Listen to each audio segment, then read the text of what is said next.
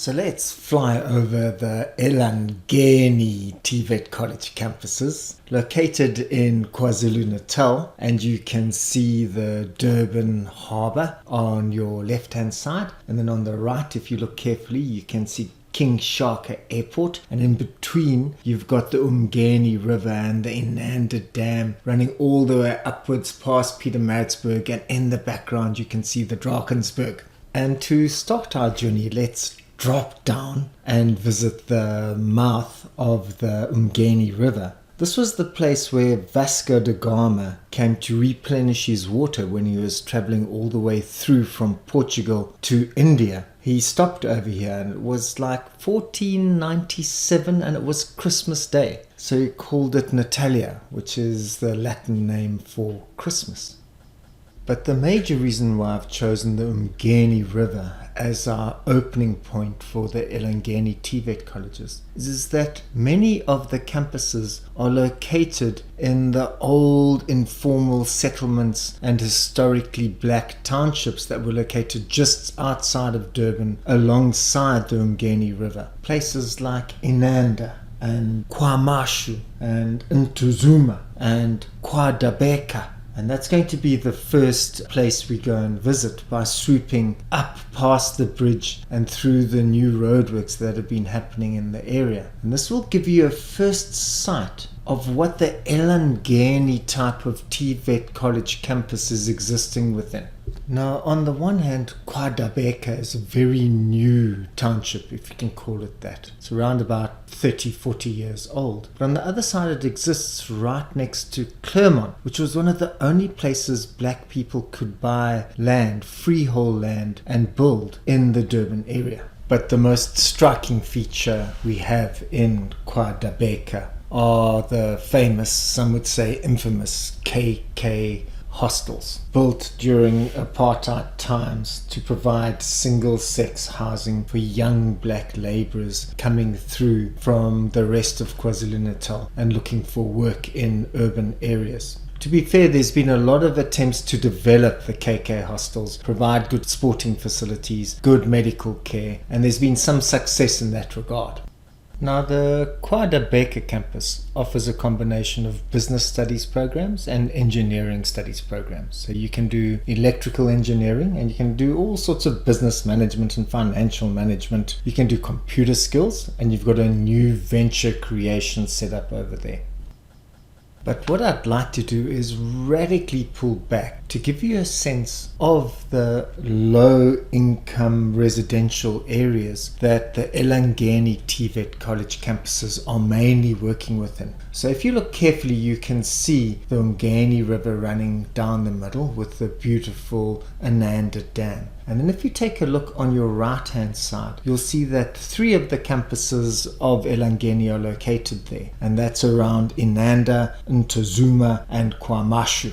Now, Inanda is the oldest area of settlement of the 3. In the 19th century, it was set up as a labour reserve. And then as more and more Indians started to move into the area to work on the sugar farms, they also started to stay in the area. And this has caused quite a lot of interracial tensions in the Inanda area, but it's also been the area of very proud political developments. So that's where we have John Langa Dube, our first president of the ANC, who was strongly influenced by Booker T. Washington in America, the philosophy that you need a black education for black people. Do something which is relevant and is of use when you do education, not some other white kind of education. Very controversial position currently, and one we need to grapple with in our TVET space.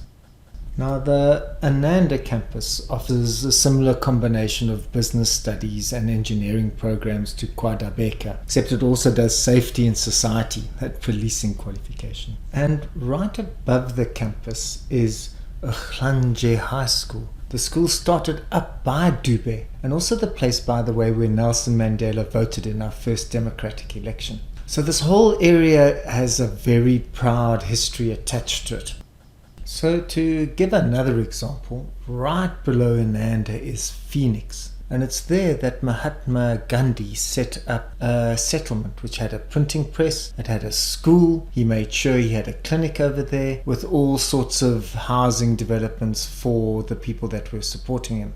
And next to Phoenix is KwaMashu. Now that was set up in the 1950s, 1958, for all the black people who were kicked out of Cato Manor. They were forced to relocate in this area. And this technical school was actually built by a Hindu-based community project where they put some funding together to create a technical college in around about 1985. It was called Sivananda, who's one of the great Indian Hindu mystics. So it's quite fitting that the school is right here, quite close to where Gandhi's settlement is. Catching how even in times of great political turmoil and violence, which was happening over here around the 1980s, terrible interracial conflict going on, there were still strong commitments to interracial harmony and working together. Now, if Inanda was set up in the 19th century as a reserve for Africans, and KwaMashu set up in the 1950s for black people removed from Cato Manor, then Ntuzuma, the place we're going to now, was set up in the 1970s. And this was a planned township to deal with the increasing influx of people into the Durban area. Now, Ntuzuma is a straight up engineering campus. So the KwaMashu campus, which we were just at, was more of a business studies and hospitality campus. Now we've got civil engineering, mechanical engineering, electrical engineering. You can also do all sorts of supportive skills here. So bricklaying and plumbing and machining and cabinet making. And you kind of get a sense that someone like Durban and Booker T. Washington would have been proud of these kinds of initiatives within the area. So let's now do a pull-out of these peri-urban, low-income residential areas where the historical apartheid regime pushed all our black and Indian people to live away from Durban but still provide all the labor. And now track more inlands, and very quickly you'll see that we shift to a more rural kind of Zululand feel with your sugar plantations on your right and then far more low density living on your left. Although make no mistake, the rivers around this area are terribly polluted and there's all sorts of issues with poverty over here. And not too far inland, tracking some of those old country roads which kind of follow the mountains, we get to the small town of Ndwedwe. And located in Ndwedwe is one of Elangeni's smallest campuses. So its main qualification you can do there is civil engineering. They also do bricklaying and building and plastering and those kinds of house building activities. Now you could also do office administration. They do have a computer center and you can do tourism. You've got the Inanda Heritage Trail, which takes advantage of the fact that Durban and Mandela and Gandhi were all over there. And I can only hope that the tourism course offered over here doesn't just do a generic learn the textbook off by heart scene, but actually gets the students to engage with the impressive, long, beautiful history. That includes the great Shembe church with its pilgrimage all the way from Inanda over 3 days, walking through all these mountains, through Ndwandwe and to the great holy mountain of Kazi, which we're going to fly around. Although some people also go to the mountain of Ekinani because there's been a recent split in the church. But what we see with these kinds of syncretic religions with Isaiah Shembe is the deep need to combine a Christian tradition with more powerful Zulu traditions and hold the two together, and then to use the combination of both, but the combination of both with a very strong traditional indigenous strength to it as a means to rebuild a community. Not to go back to the older traditions where you're in the kraal, but to look forward to a new community that works in a new world that combines both modern and Christian, Western and African traditional Zulu elements at the same time. So I find the Shembe religion to be a very strong expression of how to move forward in the country, and I'm not surprised that you have hundreds of thousands of our people doing the great pilgrimage all the way from Inanda and through Ntuzuma and then up the Holy Mountains. So now we've flown over the Umgeni River. You can see the Inanda Dam in the background, and we're now flying towards the Kwadi campus, and that's located near Bertha's Hill. And this used to be a skills center. So it offers civil engineering and electrical engineering. You can do some business subjects like business management, office administration, finance, economics and accounting. You can do quite a lot of skills like bricklaying, plastering, plumbing. And it also has a computer center where you can get a computer core certificate. Now if you look south over the N2, which goes to Durban, to your left, you can see the town of Mpumalanga. And let's travel there via eSikelakhleni, a little hamlet nestling just before the N2, around which you have Cato Ridge and the whole idea to develop a dry port so that you can develop railway links and road links to alleviate all the pressure of all the imports coming through from Durban. So this whole area has become a new development node, and so it should be, because Mpumalanga was set up in the 1960s as a labour reserve. And what happened was at Hammersdale, you can see that little industrial zone over there. That was basically a clothing manufacturing place. And almost everyone over here got their work there. But what happened when the ANC came into power in 1992, 93, 94, you had the situation where they radically opened up the country's economy. They liberalized it. They allowed cheap imports. And what that meant was all the people in this area actually lost their jobs,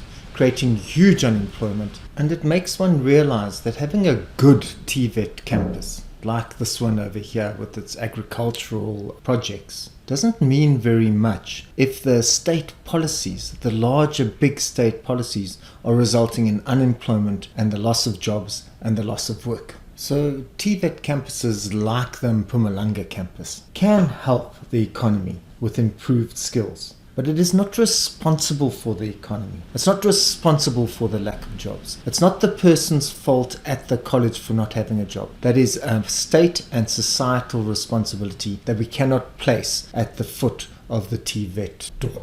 So we're now flying through Shongweni. We've almost come full circle. You can see Durban in front of you. You've got Chatsworth to your right. And we're going to fly over Marion Hill with its Trappist monks and its monastery towards Pinetown, the old resting station for the wagons moving between Durban and Pietermaritzburg. And it's over here that we have one of the best Elangeni campuses. So you can really do finance, economics and accounting. You can do hospitality.